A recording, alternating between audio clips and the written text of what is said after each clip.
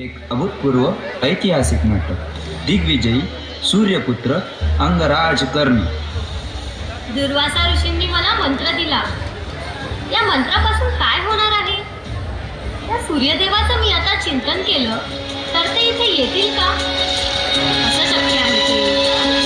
बघूया तर या मंत्रात काय सामर्थ्य आहे.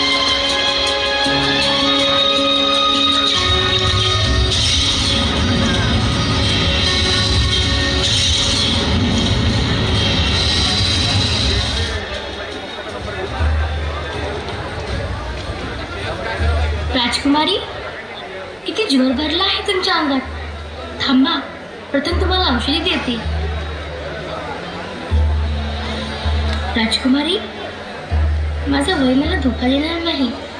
मी तुम्हाला एक प्रश्न विचारू का? धात्री, आजपर्यंत प्रश्नासाठी तू माझ्याकडे कधी अनुज्ञा मागितली आहेस का? नाही. पण राजकुमारी, हा प्रश्न तुम्हाला कधीच आवडणार नाही. या म्हातारीला वेड लागले आहे, या गंधात अरण्यात सोडा अशी आज्ञा द्याल तुम्ही. धात्री, तू वाड्यावरची सर्वात वृद्ध आणि प्रामाणिक दासी आहेस. विचार, तुला काय विचारायचं आहे ते. राजकुमारी, तुम्ही आता होणार आहे. धात्री, कुणासमोर तू बोलत आहे याची जाणीव आहे का तुला? राजकुमारी, माझे केस पिकले आहेत. या वाड्यातील 3 राजपिढ्यांनी पाहिले आहेत. आपलं शरीर समोरच्या दर्पणात नीट पारखून बघा. मला होणार आहे कौमार्यावस्थेत माता. मातृत्व हा स्त्रीला मिळणारा सर्वात श्रेष्ठ वर, पण मला मिळणारा वर श्रापच ना तो. मृत्यू लडपणाऱ्या जीवाचे ठोके कायमचेच बंद करण्यासाठी मला मृत्यूशिवाय दुसरा मार्ग नव्हता. जीवाला अज्ञानाच्या अनंत प्रदेशात नेणारा मृत्यू. राजकुमारी कुंतीला मान देणारा समाज माता कुंती झाल्यावर काय म्हणणार? मी कुमारी होते आणि आता माझ्या या मातृत्वाचं स्वागत कसं करणार? ही राजकुमारी, दुर्वासा ऋषींच्या यज्ञाची सांगता करायची आहे. त्यासाठी जगातील सगळ्यात प्रभावी विष वापरायचे आहे. ते ताबडतोब पाठवा.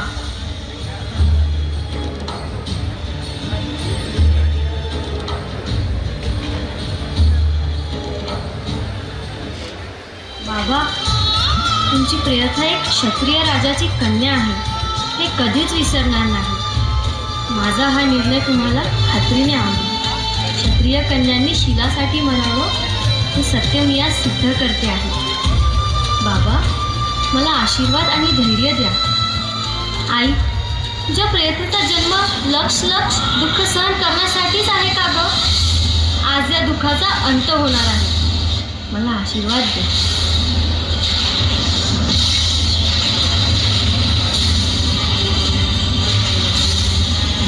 राजकुमारी, धीर धरा.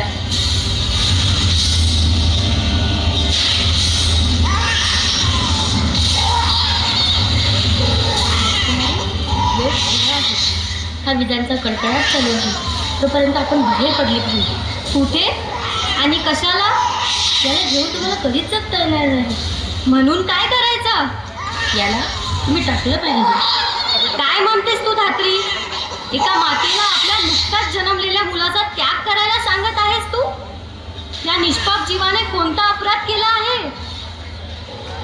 पुत्ररत्नाच्या आनंदाविषयाने भारावून जाऊ नका. उद्या महाराजांना कळलं तर काय होईल? कदाचित काय ते तुम्हाला वाड्याबाहेर काढतील. तुमच्यासाठी मथुराचं द्वार सुद्धा बंद होईल. त्याग कसं करू? माता असून हत्यारी होऊ? लवकर अटपा. त्याचं रडणं कुणी ऐकलेलं नाही. तोपर्यंत आपण वाड्याबाहेर पडलं पाहिजे. किती निर्दयी आहेस का तू? मला त्या राजकुमारीचा गळा वाचवायचा. त्याला पेटीत कशाला ठेवलंय? काय करणार आहेस तू आज? ही पेटी दिवस उजाडण्यापूर्वी अश्वनदीच्या कुशीत गेली पाहिजे. हे रक्त भिंती रंगवणीसाठी नाही. या रक्तातून वीर निर्माण झाले पाहिजे. या रक्ताची शपथ आहे तुम्हाला. आता एकही शब्द न बोलता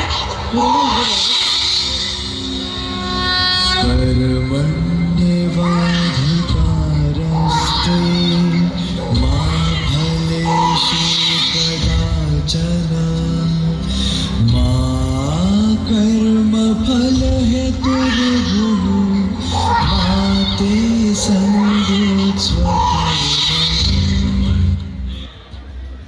कर्ण जरी क्षत्रिय असला तरी तो सूतपुत्र म्हणून विनावला गेला आणि शिक्षणासाठी यांना कट्टर शत्रू मानणाऱ्या परशुरामांकडे गेला, जे केवळ ब्राह्मणांना कोण आहे ज्याने परशुरामाची तपस्या भंग करण्याचे दुस्साहस केले आणि माझ्या आराध्य शिवशंकराच्या पिंडीवर बाणांचा वर्षाव केला? कोण? क्षमा असावी आचार्य, मी तर फक्त महादेवांच्या पिंडीचे रक्षणाहेतू बाणाचा वर्षाव केला होता. उदंड बालक, तुझ्या बाणांमुळे पिंडीची प्रतिमा खराब झाली. परंतु आचार्य, ही तर केवळ या परमेश्वराची प्रतिकृती आहे, जी शिव त्याची प्रेरणा देते आणि ती पिंड त्या परमेश्वराच्या आराधना करण्याची साधन आहे. ज्ञानी दिसतो, तर्कशीलता आहे, तत्वज्ञानी आहे, धर्माचेही ज्ञान ठेवतो, अतिउत्तम. परंतु मला संपूर्ण विद्या आणि दिव्यस्त्र प्राप्त करण्याची इच्छा आहे आणि आपल्यापेक्षा उत्तम गुरु मला अख्ख्या विश्वात मिळणार नाही. सावध बालक, मी केवळ ब्राह्मणांना विद्या प्रदान करण्याचा प्रण घेतलाय. जर तू जनेवधारी ब्राह्मण असशील तरच मी तुला शिक्षण देण्यास तयार आहे. धर्माचा ज्ञाता, चारही वेदांचा जाणकार केवळ ब्राह्मणच असू शकतो. मी हस्तिनापुराचा ब्राह्मण आहे.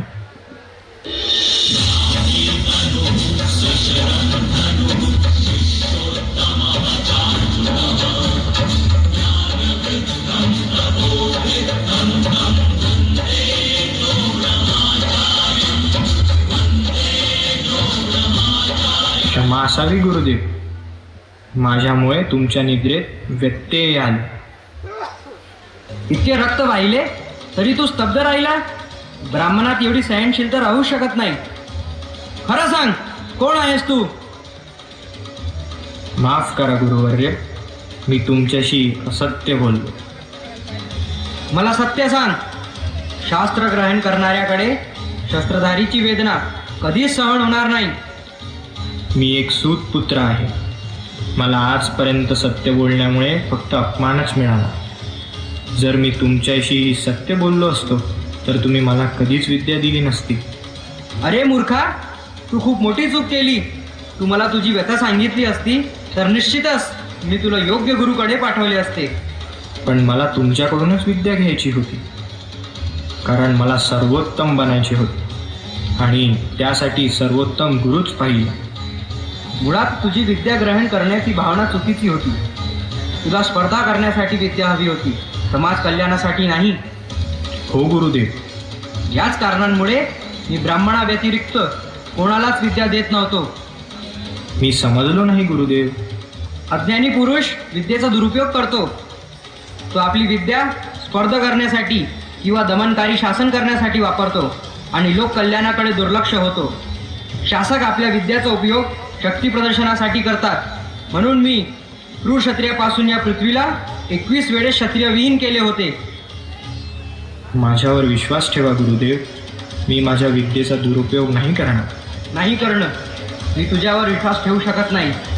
मी माझ्या वचनाला प्रतिबद्ध आहे. म्हणून मी रौद्ररूपी परम शिवभक्त जमदग्निपुत्र बाल ब्रह्मचारी क्षत्रिय कुलनाशक परशुराम तुला श्राप देतो. तुला मी शिकवलेली विद्येची जेव्हा सर्वात जास्त गरज असेल तेव्हा तू ती विद्या विसरशील. आचार्य, आपण मला मृत्यूपेक्षाही मोठी शिक्षा दिली. हा श्राप प्रत्यक्ष माझ्या मृत्यूला आव्हान देतोय. मी एका क्षणात शक्तिविहीन झालो, पण तरीही मी हा श्राप स्वीकार करतो. मला आशीर्वाद द्या. काळजी नको करू कर्ण. हे घे विजयधनुष. जेव्हापर्यंत तुझ्या हातात हा विजयधनुष आहे तेव्हापर्यंत मृत्यू तुला स्पर्शही नाही करू शकणार. धन्यवाद गुरुदेव. पण एक गोष्ट लक्षात ठेव, जीवनात काही कर पण कधीच अधर्मासोबत नको जाऊ. अधर्मामुळे समृद्धी, उत्कर्ष आणि लोककल्याणाचे द्वार बंद होतात आणि अहंकार, दमन आणि अन्यायाचा अंधकार पसरतो. आपले हे शब्द जीवनभर लक्षात ठेवेन आणि तुमची प्रत्येक आज्ञा आचरणात आणण्याचा प्रयत्न करेन. माझ्या आराध्याची कृपा सदैव तुझ्यावर राहील. तुझी कीर्ती संपूर्ण भूतलावर पसरो. आयुष्यमान भव.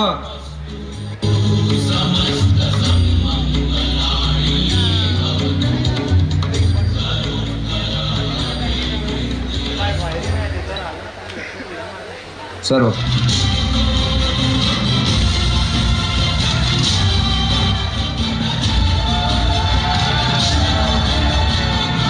आज आमच्या डोळ्यांचं पारणं पिटलं. या अर्जुनासारखा वीर हस्तिनापुरातच नव्हे तर साऱ्या आर्यवर्तात मिळणार नाही. हो ना, भले वीर अर्जुना. तो बघा, सूर्य सुद्धा अर्जुनाचं स्वागत करण्यासाठी ढगांचा अंतरपाठ बाजूला सारून उपस्थित झाला आहे. धन्य आहे अर्जुन.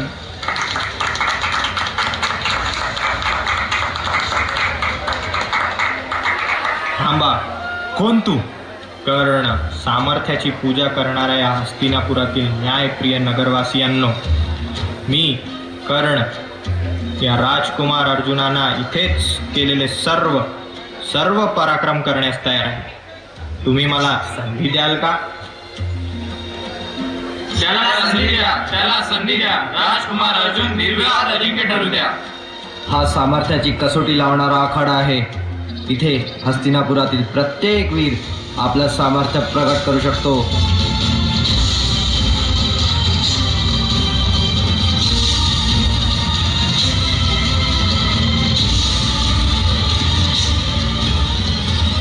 आम्ही दोघे समान आहोत. या स्पर्धेचा निकाल फक्त द्वंद्व. मी कर्ण हस्तिनापुराच्या चौथऱ्यावर उभा राहून पांडुपुत्र अर्जुनाला द्वंद्वासाठी स्पष्ट आव्हान देतो आहे. द्वंद्व युद्धच ठरवेल की सर्वश्रेष्ठ कोण. बरोबर आहे महाराज, सहमती द्या. प्रणाम महाराज. मी कर्णाच्या पदकाचा गुरुदेव कृपाचार्य बोलतो. कर्ण तसा माझा शिष्य आहे, पण मला त्याचं कुळ माहीत नाही. त्यानेही कधी ते कुणाला सांगितलं नाही. राजपुत्र अर्जुन हा क्षत्रिय आहे. युद्धशास्त्राच्या आणि धर्माच्या नीतीप्रमाणे केवळ समान कुळातील योद्ध्यांचाच द्वंद्व खेळला जाऊ शकतो. या हस्तिनापुराच्या सभेला कर्णाने प्रथम आपल्या तेजस्वी कुळाचं नाव सांगावं, म्हणजे राजपुत्र अर्जुन त्याच्याशी केव्हाही द्वंद्व खेळेल. कारण द्वंद्वाचा निकाल एकच असतो, विजय किंवा मरण. क्षमा असावी महाराज, क्षमा असावी. मी करुणेची भीक मागतो. माझ्या पुत्राला क्षमा करा. तो नादान आहे, त्याला अजून समज नाही. अधिरथ, महाराजांची साथी कर्ण सूत आहे. सूत पुत्र आणि मला द्वंद्वाला आव्हान देतोय.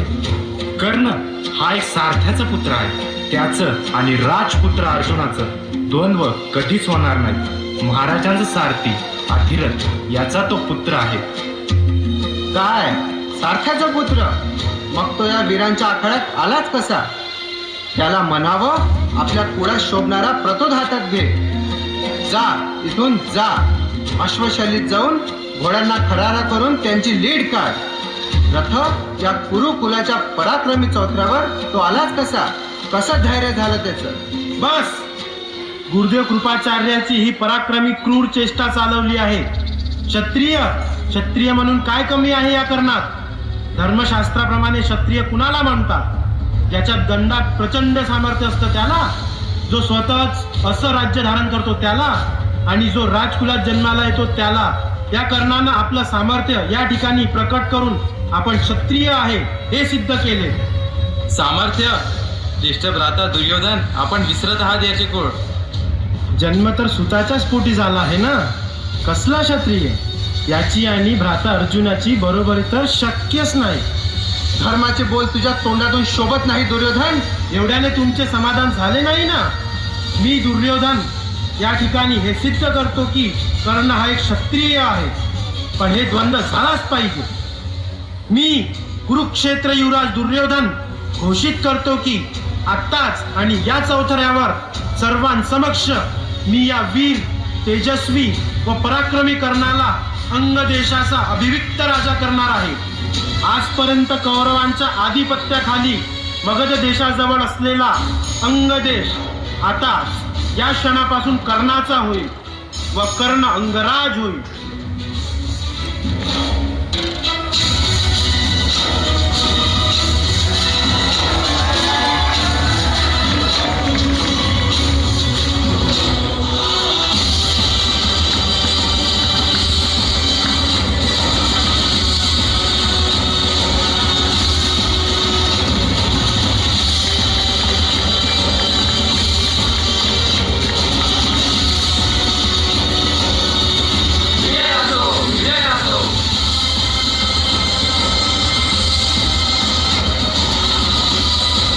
दूताच्या खेळाचा दिवस ठरला.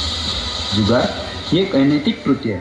अनेकदा ही वाईटांना अनुकूल ठरते. कर्णाला शोनाकडून राजसभेत होणाऱ्या दूतसभेबद्दल माहिती मिळते. कर्ण लगेचच सभामंडपात पोहोचतो. एका बाजूला दुर्योधन, शकुनी व दुःशासन बसले होते, तर दुसऱ्या बाजूला युधिष्ठिर व त्याचे चारही बंधू. शोण अद्याप राजवस्त्र घेऊन आला नाही वाटतं. नाही, पण महाराज आपली यज्ञाची पहिली समिधा यज्ञकुंडात पडली असेल ना? यज्ञ मंडप आहे तसंच आहे. यज्ञ कुंडात समिधा पडण्याऐवजी राज्यसभेत द्यूताचे फासे पडत आहेत. यज्ञाचा मुहूर्त केव्हाच टळून गेला आहे.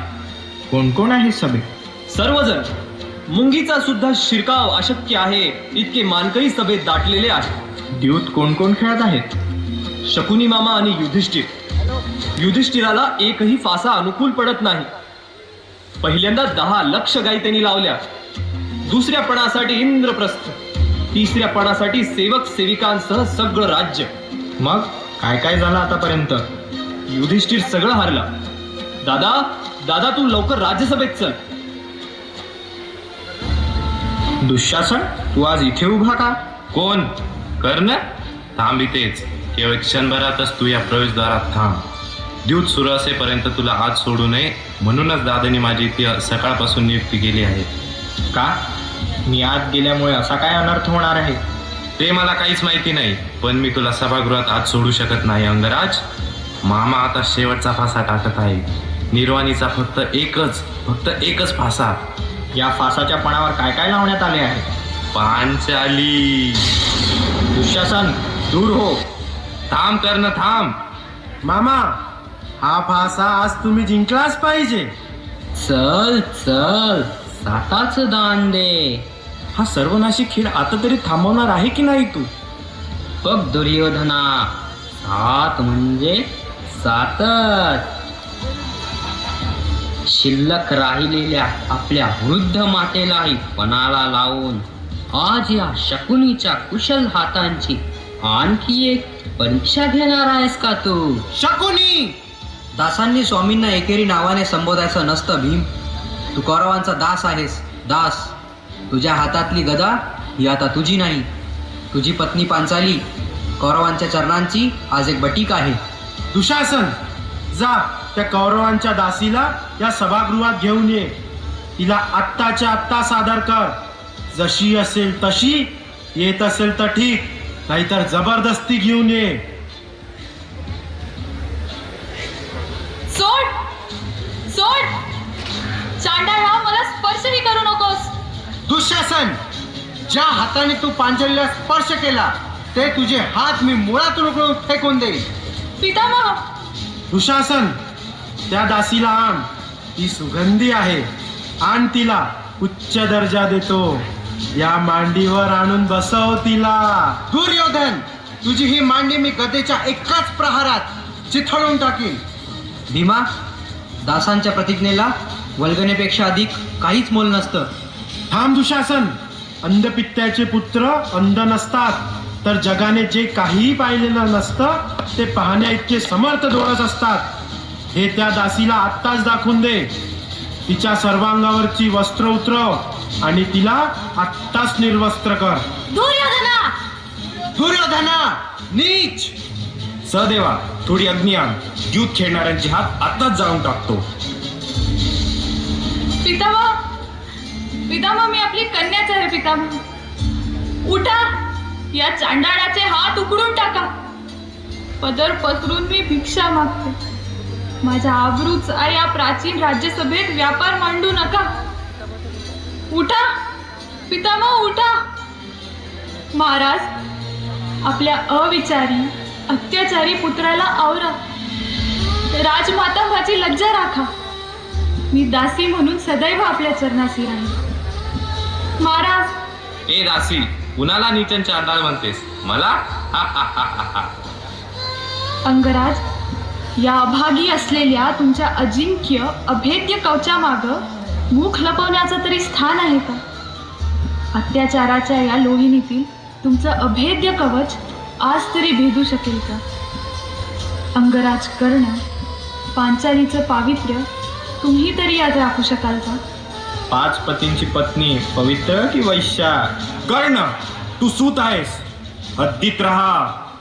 आचार्य, गुरुदेव द्रोण, कृपाचार्य, गुरुपुत्र अश्वत्थामा, तुम्ही स्तब्ध का? कुणीतरी उठा, कुणीतरी उठा. हस्तिनापुरातील वीर योद्धांनो, मी असहाय्य अबला पांचाली आज पदर पसरते. मला आपल्या समर्थ बलाचा अभय द्या. दादा थांब. दादा बस झालं. थांब दादा. लहान असूनही मी वृद्ध म्हणणाऱ्या ज्येष्ठ बलशाली आचार्य स्वयं पितामह सर्व राज्यसभेत स्पष्ट विचारतो, रणांगणात तळपणारे शस्त्र आज गंजली आहे काय?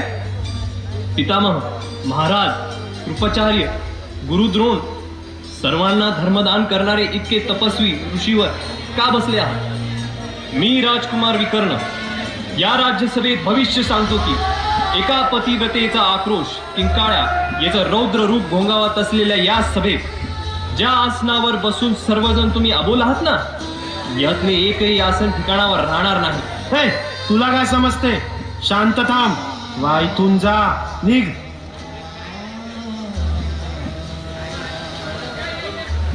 अच्युता, मिलिंदा, माधवा, केशवा, श्रीकृष्णा, मधुसूदना, आपल्या बहिणीची आबरू वाचव पालनहाऱ्या.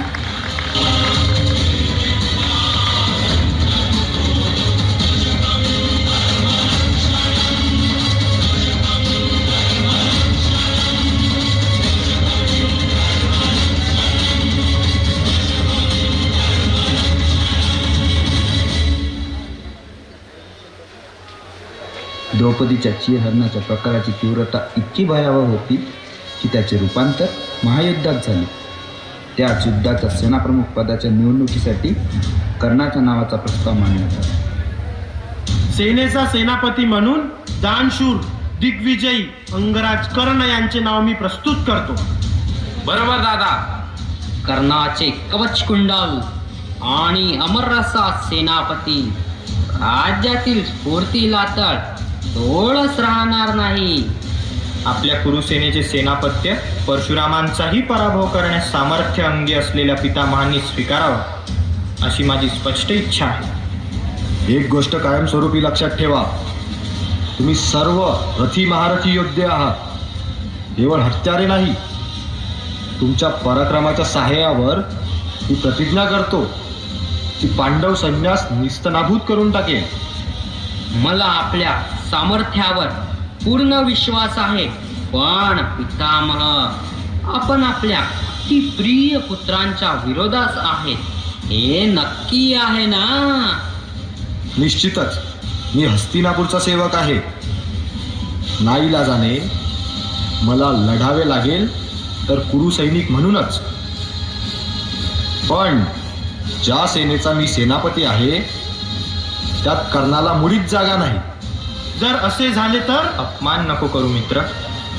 जर असं असेल तर मी स्वतःच आपल्या स्वइच्छेने हे युद्ध करणार नाही. पितामह असेपर्यंत तुला माझी आवश्यकता नक्कीच नाही पडणार, कारण हे तर माझ्या गुरुचे सर्वश्रेष्ठ शिष्य आहे. परंतु एक वचन नक्की देतो, यांच्या वीर मरणानंतर मी रणभूमीत प्रवेश करेन. येऊ पितामह. गोष्ट पूर्ण नाही झाली. अजून पण काही बाकी आहे पितामह? हो, अजून पण काही बाकी आहे. आणखी काय पितामह? दिग्विजय, महारथी, गुरुबंधू असून असा अपमान? गंगापुत्र, पुढील भेट मृत्यू शय्येवर होईल. आज्ञा द्या.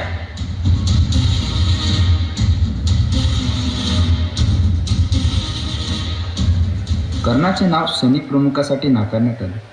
भीष्मांचा हा निर्णय कर्णाने आदरपूर्वक स्वीकारला. याच दरम्यान देवकीनंदन श्रीकृष्ण.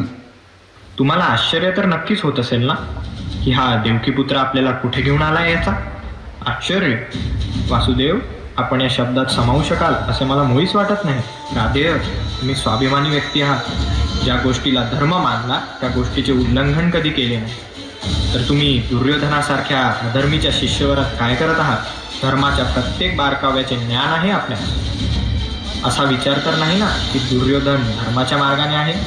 मित्रता, हे केशवा, माझ्या आणि दुर्योधनाच्या नात्यात नाही धर्म नाही अधर्म.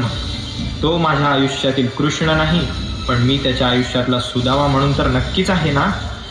माधवा, दुर्योधन हा एकमात्र क्षत्रिय ज्याने माझ्या वर्णाला मध्ये येऊ दिलं नाही, कधी सूत म्हटले नाही. देवकीनंदना, दुर्योधन आणि राधामाच्या जीवनातील सुख आणि दुःख हेच माझ्या जीवनातील सुख आणि दुःख आहे. मी जिवंत असेपर्यंत माझ्या हृदयात या दोन व्यक्तींशिवाय तिसरं कोणालाही परवानगी नाही. कृतज्ञ, बरोबर आहात. धर्माची नीव कृतज्ञताच ना. कुणाचे ऋण उतरविणे इतके सोपे नाही, परंतु जर कुठली गोष्ट सत्य असत्य, धर्म अधर्म, प्रकाश आणि अंधकार मध्ये जर येत असेल तर तो अधर्मच. असत्य आणि अंधकारचा पक्ष घेणे योग्य का? ऋणी आहे मी, आणि कुणाचे ऋण घेणे म्हणजे ते पूर्ण करावेच लागतेत ना, बरोबर. पण तुम्ही स्वतःला सूतपुत्र समजत आलात. जर तुमचे हे ज्ञान एक मिथ्य असेल तर? हा कर्ण, कारण तुला तर माहितीच नाही आहे ना तू कोण आहेस. मला ठाऊक आहे मी कोण आहे ते. मी राधेय आहे. मी अधिरथ पुत्र कर्ण आहे. मी सूतपुत्र कर्ण आहे. माधवा, तुम्ही अधिरथ पुत्र कर्ण आहे. तुम्ही सूतपुत्र कर्ण नाही. तुम्ही राधेय नाहीत, अंगराज नाहीत. कधी विचार नाही केला कर्णा की हे सूतपुत्राच्या शरीरावर दिव्य कवच कुंडल का? सूर्यपुत्र कर्ण, स्वतः सूर्यांचा अंश आहेस तू कर्णा. हे सत्य नाही. माझे वडील अधिरथ आणि माझी माता राधा आहे. वासुदेवा, सत्य? कर्ण, सत्य आहे. अधिरथ तुझे पालक पिता आहे. तू त्यांना गंगेच्या किनाऱ्यावर मिळाला होतास कर्ण. जर मी पिताश्रीला गंगे किनारी भेटलो तर माझी माता कोण आहे वासुदेव? कर्ण, तुम्ही राधेय नाही, कौंतेय आहात. कुंतीपुत्र कर्ण आहात. नाही, हे सत्य नाही. दुर्योधनाच्या पक्षाचा त्याग करावा म्हणून छळ करत आहात वासुदेव तुम्ही. मी सांगितलेले असत्य वाटत असेल तर जा कर्ण. आपल्या मातेस विचार, ज्यांच्या नावाने तू राधेय म्हणून घेतोस. जा कर्ण, जा.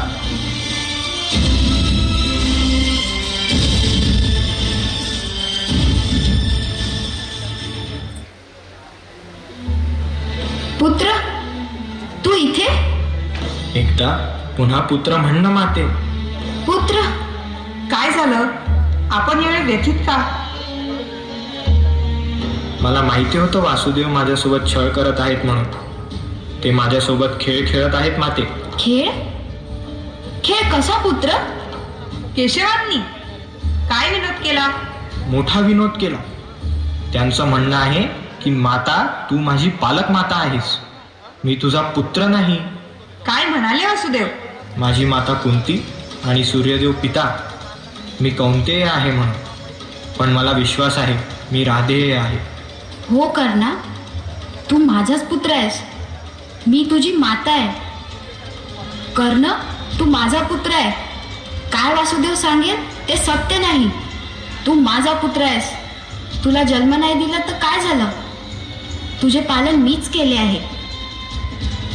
नाही, हे सत्य नाही. सत्य आहे, सत्य आहे.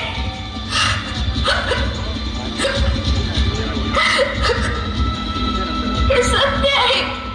माते, दुसऱ्याच्या लेकराला तू तुझ्या म्हणून पालन केलं. माते, तू मला कधीही जाणवून दिलं नाही की मी तुझा पुत्र नाही म्हणून. धन्य आहे माते तू. जरी हे सत्य असेल तरी मी तुला वचन देतो की कर्ण हा राधेय म्हणूनच ओळखल्या जाईल. राधा पुत्र कर्ण, राधेय कर्ण. दिग्विजयानंतर दानधर्माबाबत प्रसिद्ध असलेल्या कर्णाने प्रतिज्ञा केली की त्याच्या दारातून एकही याचक परत जाणार नाही. आपला मूल अर्जुनाच्या रक्षणासाठी इंद्राने एका गरीब ब्राह्मणाचे रूप धारण केले आणि कर्णाकडे त्याच्या अजिंक्य कवच कुंडलांची याचना केली. तथाच तो पुत्र. पिताश्री, आपण अचानक आलात. तुमच्या चेहऱ्यावर ही दुविधा कसली? आपण मला आज्ञा करा. आपले कष्ट मी दूर करेन. शेवटी पुत्र केव्हा कामी येणार? कर्णा, ती दुविधा तुझ्याच भविष्याबद्दल आहे. कर्मयोगी भविष्याची चिंता करत नाही. ज्यांच्या बाहुबलात दम असतो ते कोणत्याही परिस्थितीला तोंड देण्यास सामर्थ्य ठेवतात. कर्णा, मला तुझ्या सामर्थ्यावर थोडासाही संदेह नाही. पण जेव्हा समस्त देवलोक आपल्या पुत्रांना विजयी बनवण्यासाठी आणि तुझ्या मृत्यूसाठी योजना तयार करीत आहेत, पिताश्री स्पष्टपणे सांगा, मी संभ्रमात पडत आहे. देवराज इंद्र आपला पुत्र अर्जुनाच्या विजयासाठी तुझ्याकडे तुझे कवच कुंडलाची याचना करण्यासाठी येणार आहे. पिताश्री, आपणास ठाऊक आहे, सूर्योदयानंतर जर कोणीही मला माझ्याकडे अधिकारातली कोणतीही गोष्ट मागितली तर मी देण्याचा प्रण घेतलेला आहे. पण कर्णा, आणि प्रश्न राहिला माझ्या मृत्यूचा, तर तो अटळ आहे. प्रारब्धामध्ये ज्यांचे मृत्यू नारायणाने लिहिले आहेत त्याला सूर्यनारायणही रोखू शकत नाही. पण मी त्या मृत्यूवर पण विजय मिळून मृत्युंजय होणार आहे. आपण फक्त मला आशीर्वाद द्यावा. मला तुझा पिता होण्याचा सार्थ अभिमान आहे. जेव्हापर्यंत माझे अस्तित्व आहे तेव्हापर्यंत तुझ्या सामर्थ्याची गाथा आणि अभेद्य सामर्थ्याची शिकवण त्या समस्त विश्वाला प्रेरणा देईल.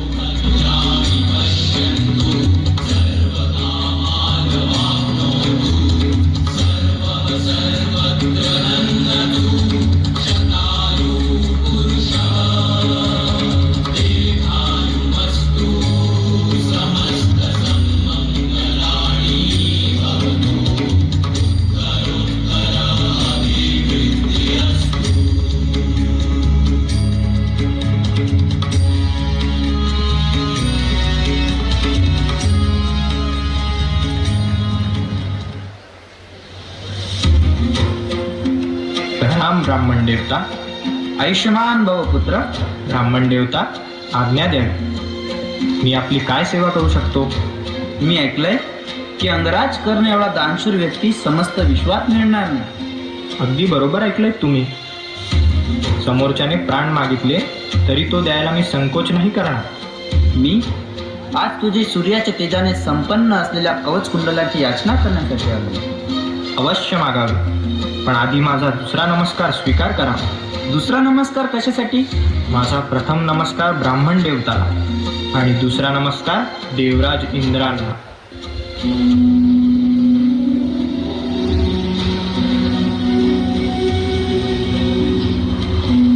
खरंच कर्ण, मी नतमस्तक होतो तुझ्या उदारतेने. पण मला दुर्दैव वाटते ते तुझ्या नशिबाचे. दुर्दैव? देवराज, दुर्दैव नाही, सुदैव. एक साधारण सूतपुत्राकडे देवराज इंद्र भीक मागण्यासाठी आले आहेत. कवच कुंडलाची याचना करत आहेत. असे सौभाग्य प्रत्येकाला मिळत नाही. धन्य आहे कर्ण तू, धन्य आहे. बोल, काय पाहिजे तुला? आपण कवच कुंडलाच्या रूपात माझे प्राणच मागितले.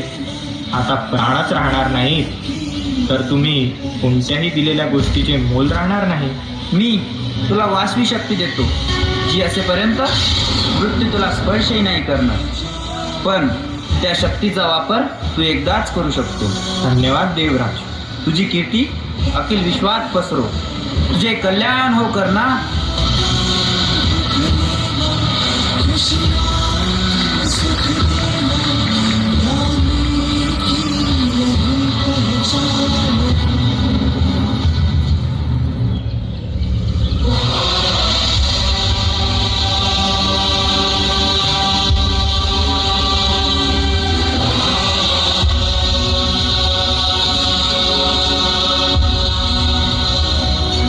युद्धाच्या 17व्या दिवशी दिग्विजयी कर्ण व अर्जुनाची अखेरीस युद्धभूमीवर गाठ पडली आणि अर्जुनाचा आंजलिक बाण कर्णाच्या कंठात घुसला.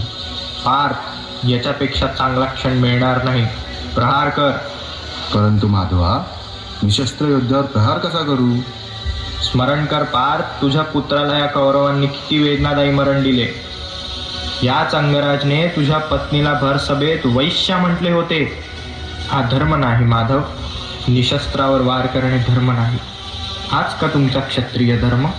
अंगराज, तुमच्या तोंडून धर्माचे बोल शोभत नाही. भर सभेत एका स्त्रीला वैश्या म्हणणे तुमच्या प्रतिमेला तरी शोभलं का? भर स्वयंवरामध्ये मला सूत म्हणून अपमानित करण्यात आले, हे तरी त्यांना शोभलं का?